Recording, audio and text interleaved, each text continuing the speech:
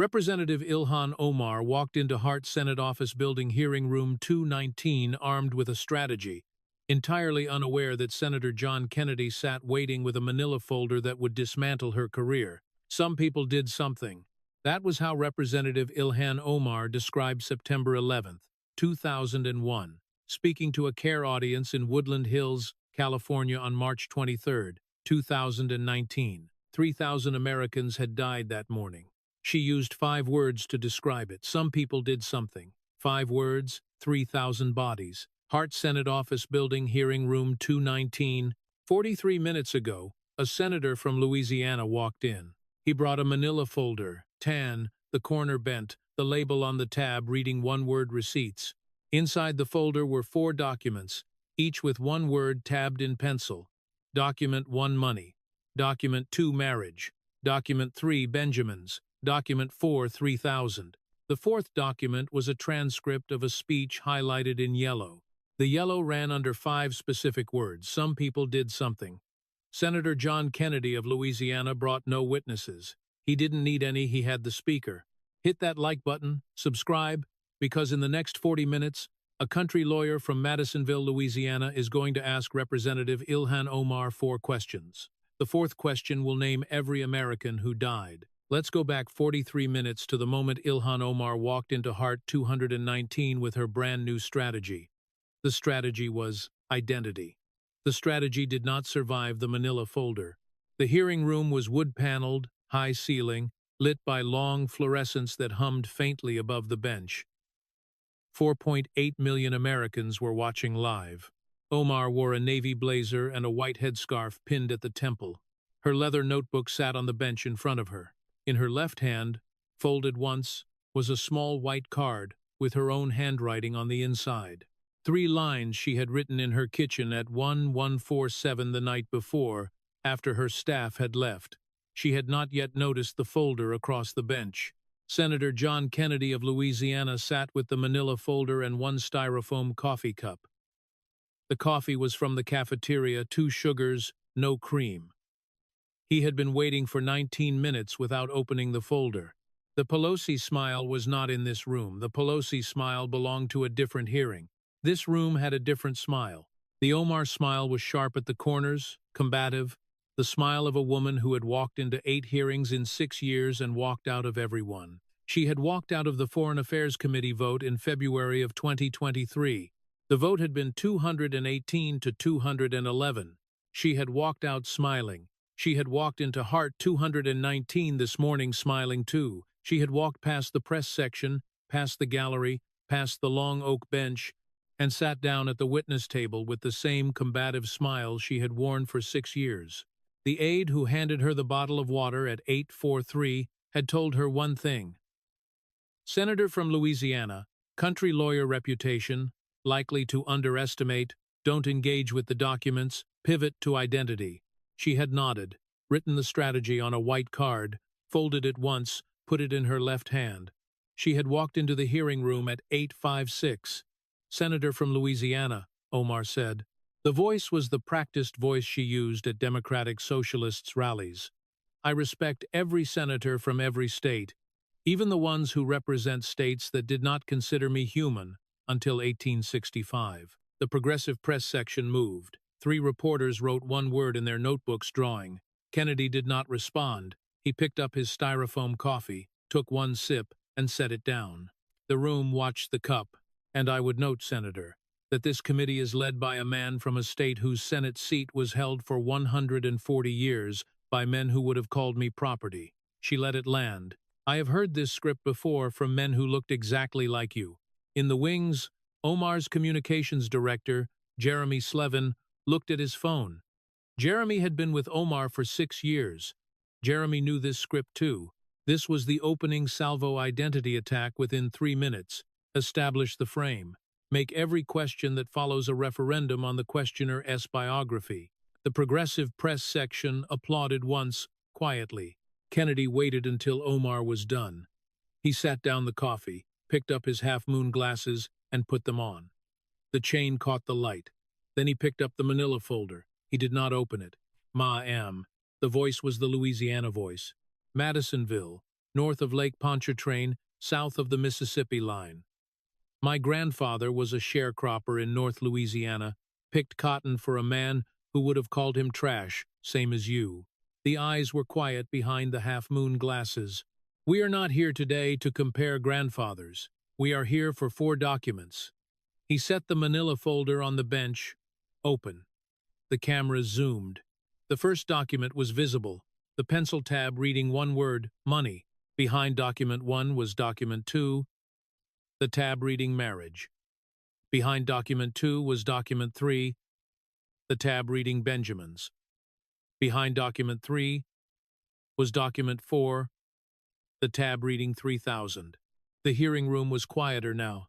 Omar's hand tightened on the white card. In the wings, Jeremy Slevin's phone lit up, a text from a number labeled simply DCCC. The text read 2 words, don't engage. Jeremy did not show Omar. Kennedy turned to the first document and took 1 sip of coffee. $3 million, ma'am. Let's start with the money. Kennedy's hand moved to document 1. The page turn was loud in the silence. He did not look at Omar. The camera zoomed on the document. A Federal Election Commission filing. The header visible Ilhan for Congress. Reporting period August 2018 through September 2019. The filing had been submitted by Omar's campaign treasurer in October 2019, and a copy had sat on the public FEC database since. Help me understand something. Kennedy's voice was the country lawyer voice now, the one he used to ask the question that ended the witness. He took 1 sip of coffee. Your campaign, Ilhan for Congress, public record. Between August 2018 and September 2019, your campaign paid a consulting firm called E Street Group LLC $369,000 for consulting, travel, fundraising, digital. He set the page on the bench. The eyes key. Your husband, Mr. Timothy Minette, is a co-founder of E Street Group LLC, public record. He has been a co-founder since the firm was incorporated in May 2017, 15 months before your campaign began paying it. The room held still. Omar's hand was still on the white card. Yes or no, ma'am? Did your campaign pay E Street Group $369,000 in that period? Senator, the relationship between my campaign and yes or no. 3 seconds passed. Yes. Yes or no. In the first quarter of 2020, after you and Mr. Minette were married, did your campaign pay E Street Group $292,000 in 3 months? Senator, all consulting payments were yes or no. Yes. Total payments from your campaign to your husband's firm between 2018 and 2022 by Federal Election Commission records, $3 million, ma'am. The hearing room was silent. Kennedy turned to a second page, a divorce filing Beth Minette versus Timothy Minette, District of Columbia Superior Court, August 2019. Ma'am, public record. Beth Minette, Mr. Minette's wife at the time, filed for divorce in the District of Columbia in August 2019. In the divorce filing, Ms. Minette alleged that her husband had told her on April 7, 2019, that he was, and I quote, romantically involved with you. He set the page down. The camera zoomed on the page. The date April 7th was visible in court typeface, and Beth Minette's signature was at the bottom. 6 days after that conversation, ma'am, your campaign began paying E Street Group for Mr. Minette's travel expenses, $21,546 in 10 weeks. He took 1 sip of coffee. The cup was less than half full now.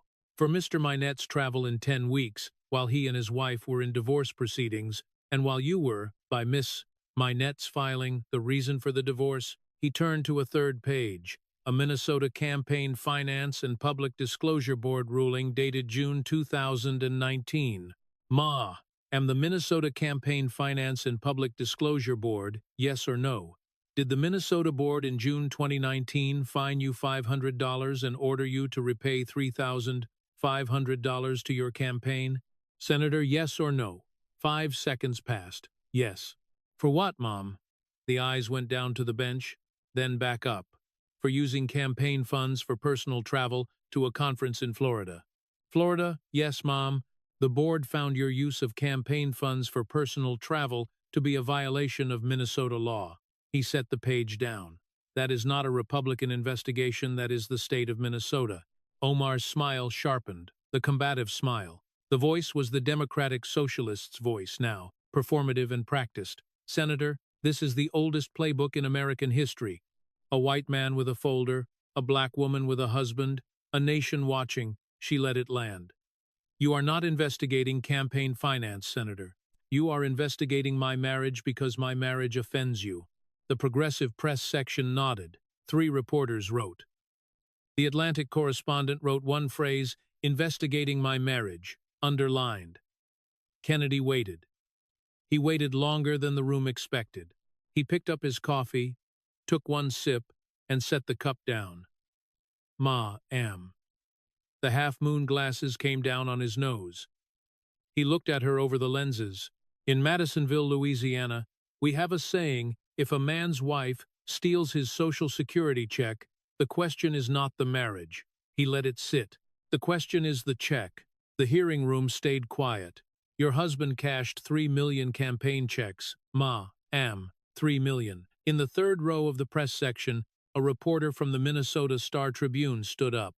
He gathered his notebook and his coat and walked toward the side door. The cameras did not follow him, but Omar saw him leave, and for 1 second her eyes tracked the door. The smile did not move, but the eyes did. Kennedy turned to a 4th page. The page had a U.S. Treasury seal at the top, Office of Foreign Assets Control. Ma-am, one more thing. He read the company name on the page, a separate firm also co-founded by Mr. Minette. Public Record. That company last year had its funds frozen by the United States Treasury Office of Foreign Assets Control. The eyes came up. The Treasury Office of Foreign Assets Control, Ma-am, typically handles sanctions, embargoes, terrorist organizations. He set the page down. Yes or no, Mom, as a sitting member of Congress, did you ever ask why the United States Treasury was freezing your husband's company's funds? Senator, my husband's separate business activities are not under my yes or no. 6 seconds. No. Thank you, Ma. Kennedy slid document 1 back into the folder. Comment $3 million. If you watched a congresswoman avoid the question about her husband's frozen treasury funds, subscribe, because the next document is going to ask about Miss Omar's marriages, plural. Kennedy pulled out document 2. The label was visible marriage. Omar's white card moved in her hand for the first time in 40 minutes. The cameras caught the movement. The card was folded in half. Her hand was tighter on it now. Kennedy set document 2 on the bench, a Minnesota civil marriage certificate dated 2009, the Hennepin County seal visible. He took off his half-moon glasses, folded them, and set them on the bench beside the coffee cup. Ma-am, bear with me. I'm just a country lawyer. The paperwork gets a little tangled here. He picked the glasses back up, put them on. 2009, you filed a Minnesota civil marriage certificate, Hennepin County, with a man named Ahmed Noor Saeed Elmi. Mr. Elmi, according to your own public statements, was a British citizen. Public record. He let it sit. Yes or no, Ma-am? Did you legally marry Ahmed Noor Saeed Elmi in Hennepin County, Minnesota, in 2009? Yes. Thank you. Kennedy turned to a second page, a public statement from Omar from 2016, a Star Tribune interview. Ma-am, yes or no? In 2002, did you also enter a religious marriage to a different man named Ahmed Hirsi? Senator, traditional Somali marriages are not legally registered. Yes or no? 5 seconds. Yes. Yes or no? Was that religious marriage to Mr. Hirsi legally dissolved before you filed the civil marriage certificate to Mr. Elmi in 2009? The camera zoomed. The eyes went to Jeremy Slevin in the wings. Slevin's face was tight, and Slevin did not look at her.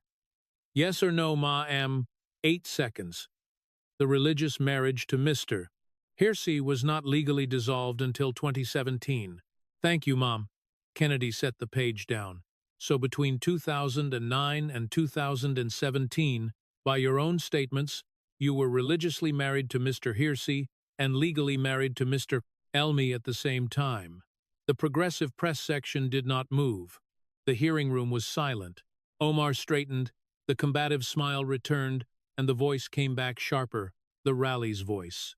Senator, you are a Christian, you have lawyers, you have wealth, you have the United States Senate as your office. I am a Somali refugee who came to this country with nothing. My culture has different marriage traditions. Your culture does not understand them. She let it land. This is cultural Islamophobia with a manila folder.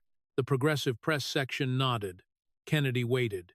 He picked up his coffee, took one sip, and set the cup down. The cup was almost empty now. Ma'am. The half-moon glasses came off again, folded, set on the bench.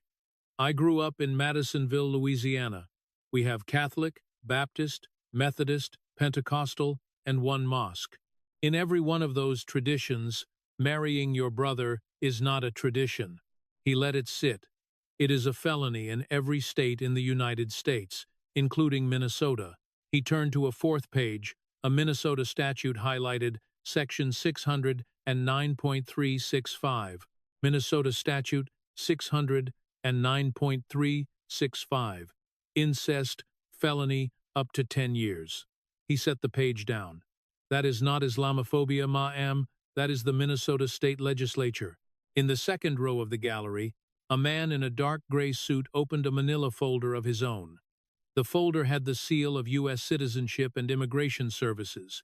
The man wrote one word on a notepad inside the folder match. The cameras caught this for 2 seconds. The man's badge was visible: DHS investigator, special agent. Omar did not see him, but Senator Tim Scott of South Carolina did.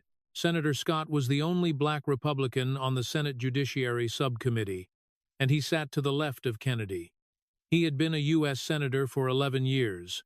He had grown up in North Charleston, South Carolina, the grandson of a man who picked cotton, the son of a single mother who worked 1 6-hour shifts. Senator Scott had not spoken in this hearing. When Omar said cultural Islamophobia, Senator Scott did not turn his head.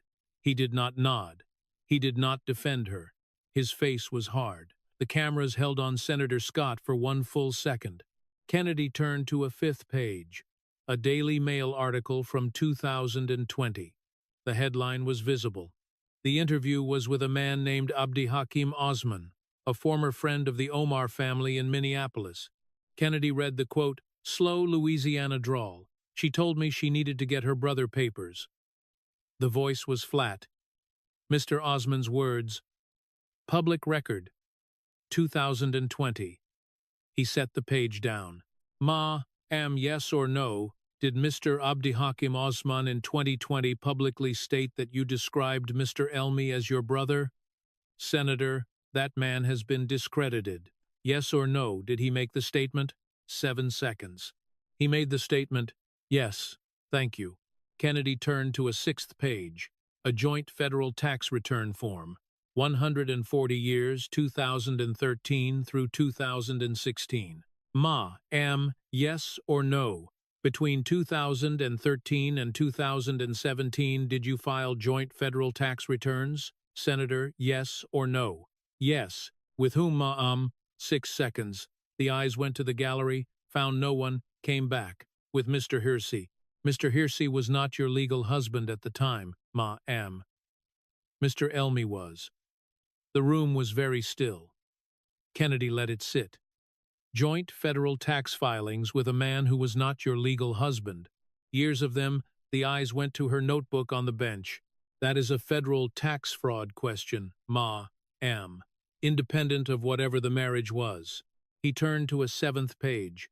A Washington Examiner investigation from 2019. The headline was visible, the page covered in dozens of highlighted document discrepancies. The Washington Examiner 2019 investigation found dozens of documents with discrepancies in your marriage statements. The Federal Bureau of Investigation reportedly looked at the matter in 2020. He turned to an eighth page, a screenshot of a March 2026 interview, Vice President J.D. Vance speaking on a podcast, March 2026. The Vice President of the United States, public statement, and I quote, Kennedy read, "We actually think that Ilhan Omar definitely committed immigration fraud against the United States of America." He set the page down. The Vice President of the United States said that, Ma'am, on the record, 2 months ago. The hearing room was silent. Yes or no, Ma'am? Are you aware that the Department of Homeland Security under the current administration is pulling your immigration records? Senator, I cannot speak to ongoing investigations. Yes or no? Are you aware of the records review? 6 seconds. I am aware of public statements to that effect. Yes. Thank you, Ma'am. Omar's hand tightened on the white card. The card creased slightly under her thumb.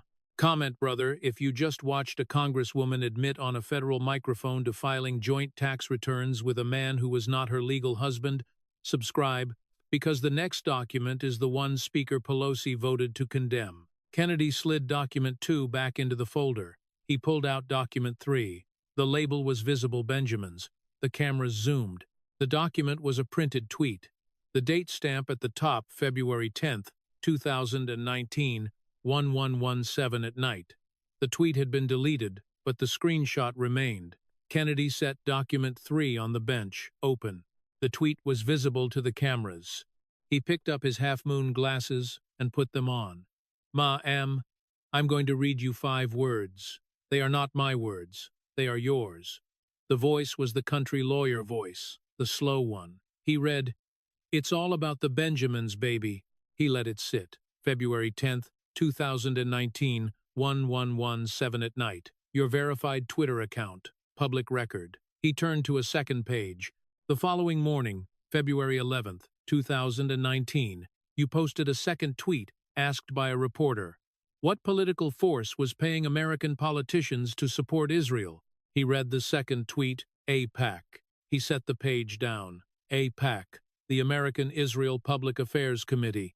The hearing room held still. Kennedy turned to a third page, an older tweet, 2012, before Omar was a congresswoman. Ma'am, 2012, your Twitter account, public record. Yes or no did you tweet, and I quote, Israel has hypnotized the world. May Allah awaken the people and help them see the evil doings of Israel. The cameras zoomed on the page. Yes or no, Ma'am? Yes. Thank you. Kennedy took one sip of coffee. The cup was almost empty. Ma'am, in the American Jewish community, the phrase Jews and money is what we call a trope. The voice dropped 1 octave. This was the first gloves-off moment of the morning. You used a trope, Ma'am. The eyes were quiet. In 2019, with a verified account to 3 million followers, he let it land. You used the same trope that was used in Munich in 1923, and in Vienna in 1897, and in Russia in 1881. The hearing room was very still. You used the trope that put my Jewish friends' great-grandparents in pits. The progressive press section did not move. The room held still. Omar's hand tightened on the white card, and the card creased more. Senator, I have apologized for that tweet. The voice was tighter now. I have spent 6 years building bridges with the Jewish community. She straightened. This is right-wing weaponization of a 6-year-old tweet to silence a Muslim woman who criticizes a foreign government. AIPAC is a lobbying group. I am allowed to criticize lobbying groups. First Amendment. The progressive press section nodded. Kennedy waited. He picked up the empty styrofoam cup, looked at it, and set it down. The cup was empty now. Ma'am. He turned to a fourth page, a roll call dated February 2nd, 2023. February 2nd, 2023. The United States House of Representatives voted to remove you from the House Foreign Affairs Committee. He read the vote 218 to 211. He set the page down. Yes or no, Ma'am? Did Speaker Nancy Pelosi in 2019 publicly condemn your tweets about Israel and AIPAC? Senator, yes or no? 5 seconds. Yes. Did Representative Jerry Nadler of New York, a Jewish Democrat, publicly condemn the tweets? Yes. Did the House of Representatives in a bipartisan resolution House Resolution 241 formally condemned the comments. 8 seconds passed. Yes, thank you, Mom. Kennedy turned to a fifth page. House Resolution 127, filed 2024. Censure Resolution Ma-Am, House Resolution 12720. A censure resolution for, and I quote from the resolution text, recent hateful comments and history of anti-Semitism. The resolution was filed by Representative Don Bacon, a Republican from Nebraska, co-sponsored by Representative Joe Wilson, Representative Derek Van Orden, and Representative Claudia Tenney. He looked up. The resolution cited your repeated public characterization of Israel as, quote, an apartheid state, and your repeated public accusations that Israel was committing, quote, genocide. Both statements are part of your public record, Ma. He turned to a sixth page, a public statement from Daniel B. Shapiro, former U.S. Ambassador to Israel under President Obama. Ma-Am, Mr. Daniel Shapiro, United States Ambassador to Israel appointed by President Barack Obama. Public Statement 2019. Kennedy read the Shapiro statement, slow. Equating politicians' support for Israel to financial influence is the oldest anti-Semitic trope in history. He set the page down. That is not a Republican statement, Ma-Am, that is President Obama's ambassador to Israel. The room held still. Senator Ben Cardin of Maryland was the senior Democrat on the Senate Judiciary Subcommittee. Senator Cardin was Jewish and had served 40 years in the United States Congress. When Kennedy read the Pelosi condemnation, the Nadler condemnation, the House resolution, Senator Cardin did not look at Omar. The cameras zoomed on Cardin. His face was hard. He did not nod when Omar said bridges with the Jewish community. He did not defend her when Omar said right-wing weaponization. The cameras held on Senator Cardin for 2 full seconds. The press section saw Cardin not defending her. The Atlantic correspondent wrote one word, Cardin. In the wings, Jeremy Slevin's phone vibrated again. A new text from DCCC. The text read 2 words, pull her. Jeremy made a gesture to the Democratic ranking member. The ranking member shook her head. There was no recess motion available before the time expired. Slevin's phone went dark and he did not pick it back up. Kennedy turned to a 7th page, a transcript dated 2019, Busboys and Poets Bookstore, Washington, D.C. Ma-Am. Last item from this document. He read from the transcript. I want to talk about the political influence in this country that says it is okay to push for the allegiance to a foreign country. He set the page down. Allegiance to a foreign country. Your words, your microphone, your event. He looked at her over the half-moon glasses. Ma-Am. The accusation that American Jews have allegiance to a foreign country is what historians call the dual loyalty trope. The voice was quieter now. It is the trope that was used to expel Jews from Spain in 1492, from England in 1290, from Russia, from Germany, from every country in Europe over 600 years. He let it land. It is the trope that ended in 1,945 inches, a place called Auschwitz. The hearing room was silent. In your 6 years of bridge building, Ma-Am, did you ever sit down with a single Jewish constituent from Brooklyn, from Boca Raton, from Skokie, and ask them what allegiance means to a community whose grandparents were killed for it? Senator, yes or no? I have had conversations, yes or no. 9 seconds. Omar did not answer. Comment Benjamins if you remember the night an American congresswoman accused American Jews of buying their politicians. Subscribe, because the next document is the heaviest one in the folder. Kennedy slid document 3 back into the folder. He pulled out document 4. The label was visible 3000. The cameras zoomed. The document was a transcript highlighted in yellow. The yellow ran under 5 specific words. The cameras caught the words. Some people did something. Kennedy did not pick up the document. He let it sit on the bench, open, the yellow highlight visible. He took off his half-moon glasses, folded them slowly. The chain swung once, and set them on the bench beside the empty styrofoam coffee cup. Then he picked up the document. The hearing room was quieter than it had been all morning. Ma-Am, I am going to read you 5 words. They are not my words. They are yours. The voice was the slowest it had been all day. He read, "Some people did something." The 5 words sat on the bench between them.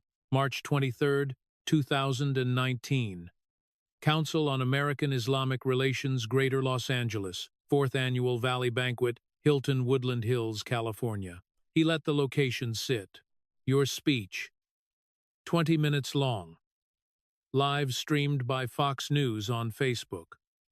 Over 1 million views. He turned to a second page in the document. Ma'am, 20 seconds before the line about September 11th, you told the audience, and I quote, "Raise hell, make people uncomfortable." He looked up. 20 seconds later, 5 words about September 11th, 2001. He let it sit. Some people did something. The hearing room was silent. Kennedy did not look at Omar. He looked at the document. This was the second gloves-off moment of the morning. The half-moon glasses stayed on the bench. Ma'am. The voice was the country lawyer voice, but slower. I'm going to name some people. He read from a third page in the document, a list of names. Jane Eileen Clear, 61 years old. From Marshfield, Massachusetts. American Airlines Flight 11. Mother of 3. Headed to a wedding in Los Angeles. The room held still. Wells Crowther, 24 years old. From Nyack, New York. South Tower. Wore a red bandana. Walked back into the building 3 times to save 18 people. Did not come back the 4th time. The camera zoomed on Kennedy. Francis Haros, 76 years old. From New Jersey, North Tower. He set the page down.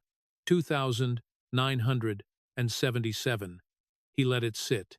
That is not some people, ma'am. The voice was lower now. That is 2,977 people. A breath. They had names. A breath. They had children. A breath. They had mothers. The hearing room was very still. Kennedy turned to a 4th page. A transcript from September 11th, 2019, Ground Zero Memorial Service, New York City. Ma'am, on September 11th, 2019, the 18th anniversary of the attacks, a man named Nicholas Haros Jr. stood at Ground Zero. He was the son of Francis Haros. Mr. Haros wore a T-shirt. The T-shirt had your 5 words on it. He read Mr. Haros's public statement, slow Louisiana drawl. Madam, objectively speaking, we know who and what was done. Why your confusion? He set the page down. On that day, 19 Islamic terrorists, members of Al-Qaeda, killed over 3,000 people. That's what some people did. Got that now? The hearing room was silent. Kennedy did not move. Mr. Haros's mother was Frances Haros. She was 76. She worked in the North Tower. He let it sit. She had worked in the North Tower for 32 years. He looked at the document. She was at her desk on the 95th floor when American Airlines Flight 11 hit the building at 8:46 inches the morning. She was not killed by the impact. She was killed by the collapse 1 hour and 42 minutes later. He turned a page. During those 102 minutes, Frances Haros called her son Nicholas from the 95th floor twice. The camera zoomed on Kennedy. The second call, Nicholas could hear his mother breathing through smoke. He set the page down. Mr. Haros has been asking the country to remember his mother's name for 25 years. He turned to a 5th page, a New York Post cover, April 11th, 2019. The cover had a photograph of the burning North Tower. The headline was visible. Representative Ilhan Omar, 911 was, "Some people did something." Ma'am, the New York Post, April 11th, 2019. He let the photograph sit on the bench, public record. The cover of the New York Post was the burning of the building where Francis Haros worked. With your 5 words. He set the page down. The eyes went back to Omar. Ma'am, yes or no, on March 23rd, 2019, at the Care Valley Banquet in Woodland Hills, California, did you describe the September 11th attacks as some people did something? Senator, The full context of that speech was about American Muslims facing discrimination after September 11th. I was speaking to a community traumatized by Islamophobia in the wake of the New Zealand mosque shootings. Yes or no, ma'am? Senator, the context, yes or no. 7 seconds passed. The phrase appears in the speech, yes. Did you say it in front of an audience of approximately 500 American Muslims at a care banquet? Yes. Was the speech live-streamed on Fox News' Facebook page to over 1 million people? 5 seconds. Yes. Did you say 20 seconds earlier, raise hell, make people uncomfortable? Yes or no? Senator, that line was about yes or no. 9 seconds. Yes. The folded white prep card that had been in her hand for 53 minutes slipped, fell, and landed face up on the bench in front of her. The camera zoomed. The handwriting was visible, her own handwriting. She had written the card the night before. She had written it in her kitchen at 1147 at night after her staff had left. She had written it in her own hand, folded it once, put it in her left hand, and walked into Hart 219 with it. She had not opened it on the bench. She had not needed to. She had memorized the 3 lines. The card read 3 lines: pivot to identity, don't engage details, if pressed on 911 New Zealand mosques, never name the dead. The hearing room was silent. The hand reached for the card, stopped mid-air. The hand dropped. The lips parted. No sound. The lips closed. The right hand reached for the water glass, picked it up, lifted it halfway to the mouth, set it back down. The water never touched her lips. The headscarf shifted slightly at the temple. She did not adjust it. The eyes scanned the gallery, found Senator Cardin. Cardin was not looking at her. The eyes found the Democratic ranking member. The ranking member was not looking at her. The eyes found Jeremy Slevin in the wings. Slevin's phone was in his lap. Slevin was not looking at her. The lips parted again. No sound. The lips closed. The card lay face up on the bench. The cameras held on the card. The handwriting was visible to 4.8 million Americans. Never name the dead. In the wings, Jeremy Slevin's phone went black. He did not pick it back up. Kennedy did not move. He picked up his half-moon glasses, folded them, and set them on the bench. He picked up his styrofoam coffee cup, looked at it, the cup was empty, and set it down beside the glasses. He picked up the manila folder and closed it slowly. The 3 7-page folder with the 4 documents closed. The label receipts was visible. Ma'am. The voice was the lowest it had been all morning. He looked at the white card on the bench, face up, her handwriting visible. 2,977 ma'am. A breath. You wrote, never name the dead. He let it sit. I just named 3. Comment 3,000 names if you watched a country lawyer from Madisonville, Louisiana name 3 Americans who died on September 11th, 2001. Subscribe, because the next chapter is the one question that decides everything. The card stayed face up on the bench. The handwriting stayed visible. The smile did not return. Kennedy picked up the manila folder, held it briefly, and set it down. The folder was closed. The label receipts was visible. Ma'am. One question. The room held still. He let the silence build for 4 seconds. Across $3 million in campaign payments to your husband's firm. Across 1 Minnesota civil marriage certificate to a man your friend says you called your brother. Across 1 tweet about Benjamins, 1 town hall about allegiance, 1 vote of 218 to 211. A breath. Across 2,977 Americans who died on a Tuesday morning in September of 2001. He let the 4 facts sit on the bench. Yes or no, ma'am, do you owe the country an apology? The hearing room was silent. Omar's hands rested on the bench. The folded white prep card was still face up, her handwriting still visible. The water glass was still half full, the water still in the glass.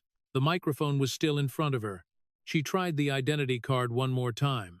The voice was tighter than it had been all morning. Senator, this entire proceeding has been a partisan witch hunt by a Republican senator from a state that yes or no, ma'am. This is the oldest playbook in IL Wait. She looked at Senator Cardin. Cardin was not looking at her. She looked at the Democratic ranking member. The ranking member was not looking at her. She looked at the prep card on the bench. The handwriting was still visible, never name the dead.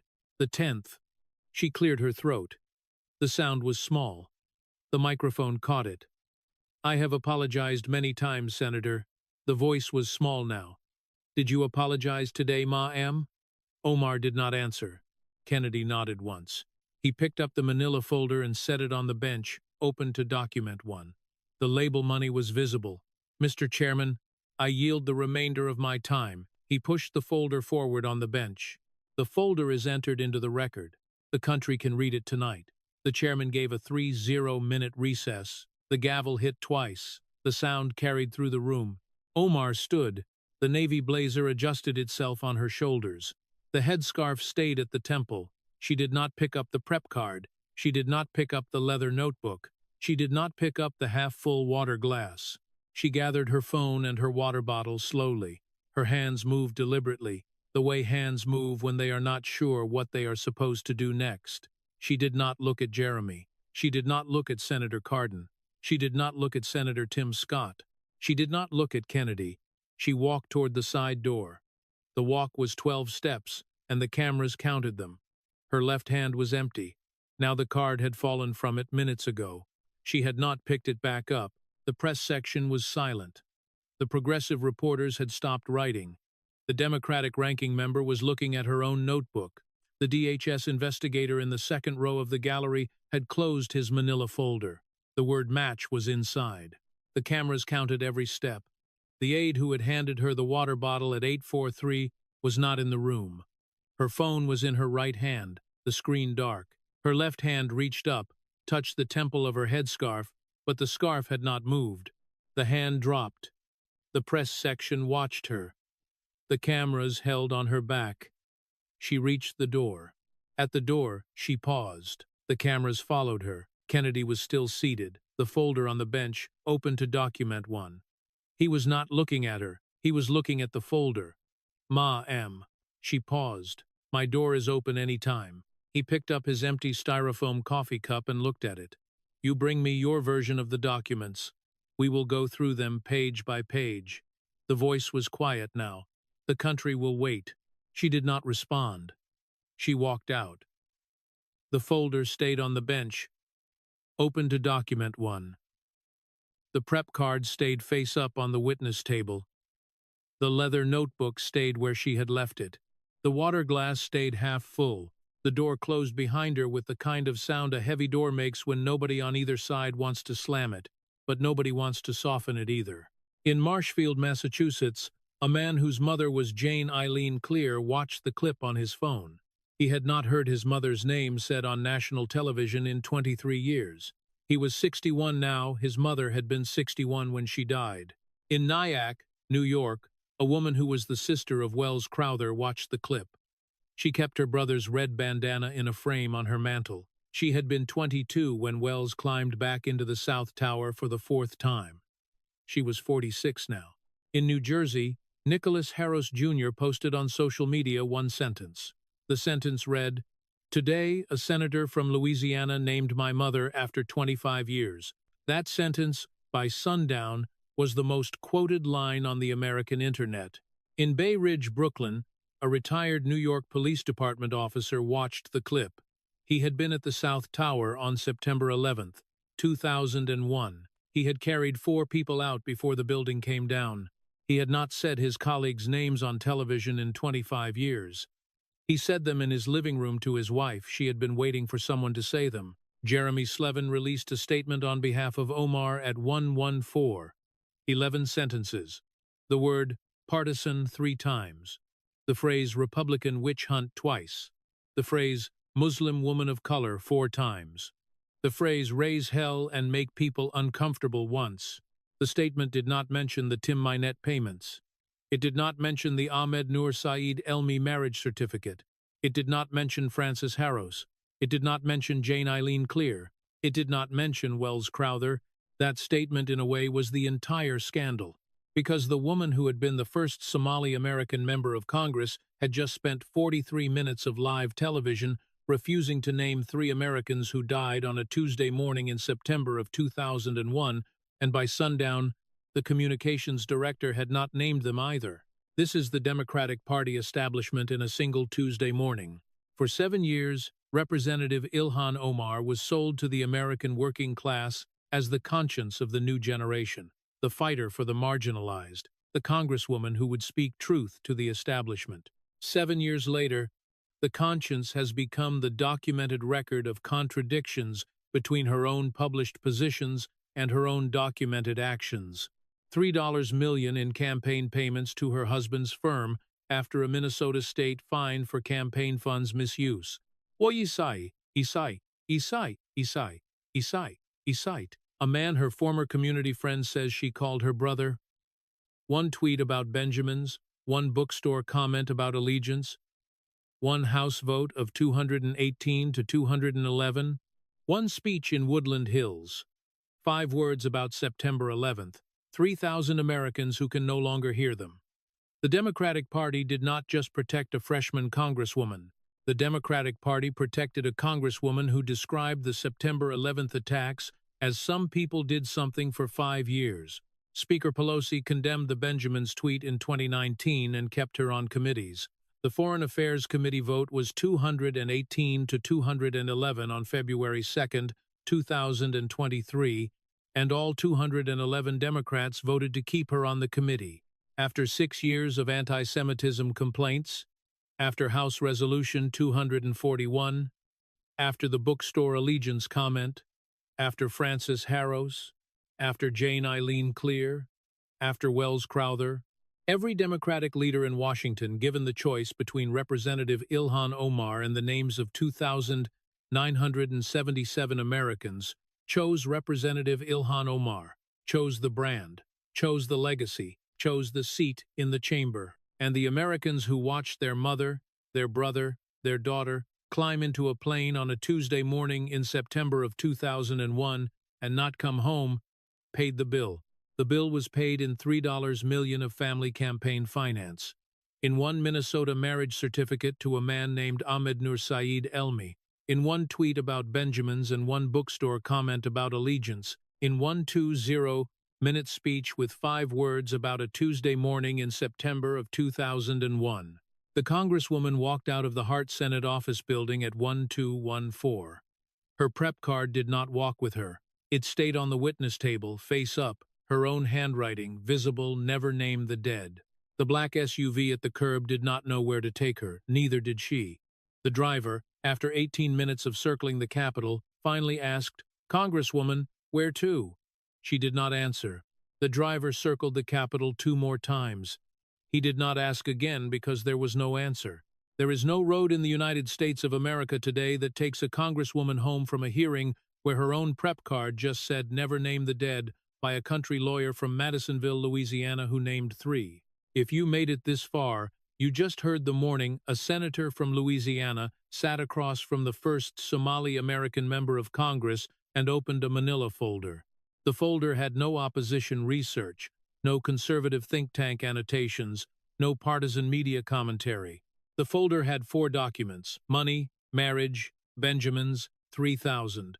All 4 documents were from Representative Ilhan Omar's own public record, her own tweets, her own marriage certificate, her own campaign filings, her own speech transcripts. She refused to apologize. The folder is on the bench, open to document 1. The country has the receipts. Smash that like button if you believe a manila folder with the villain's own public record still beats a press release. Subscribe if you want to see who walks into Hart 219 next. Comment 3,000 names if you think the country lawyer from Madisonville, Louisiana just rewrote the rules of the United States Senate hearing room. Share this with the firefighter in your life, with the Jewish friend in your life, with the Minnesota small business owner in your life, with the mother in New Jersey who has waited 25 years for someone to name her son's mother. Some people did something. 3,000 Americans died, and tonight a country lawyer from Madisonville in Hart, hearing room 219 on a Tuesday morning in April 2026, named 3 of them. Jane Eileen Clear from Marshfield, Wells Crowther from Nyack, Frances Harros from New Jersey. Tonight, Madam Congresswoman, when you take the navy headscarf off in front of your bedroom mirror, The country wants you to know it watched your prep card fall. It watched the handwriting pivot to identity. Don't engage details. Never name the dead. The country watched. The country read. The country remembered. And the country tonight has only one question. The 4 documents, the receipts, the names, the numbers, the 2,977 Americans. The mother in Marshfield, Massachusetts, the brother in Nyack, New York, the son in New Jersey. Do you owe them an apology? Yes or no? Some people did something. 3,000 Americans died. And tonight a country lawyer from Madisonville in Hart Hearing Room 219 on a Tuesday morning in April 2026 named 3 of them. Jane Eileen Clear from Marshfield, Wells Crowther from Nyack, Francis Harros from New Jersey. 3 out of 2,977. The country will name the rest, page by page, folder by folder, hearing room by hearing room, until every American who climbed onto an airplane on that Tuesday morning, or sat down at a desk on the 95th floor, or pulled on a fire helmet at 6:0 inches the morning, or kissed their child goodbye at 7, has been named on a federal microphone by a country lawyer with a manila folder. The folder is on the bench. The country is reading. The receipts are public. The names are coming. The folder, the receipts, the names. The country has been waiting 25 years. Tonight the country listens. Tonight the country remembers. Tonight the country says the names. Madam Congresswoman, your turn now. The country is waiting. The country has the names. The country has the receipts.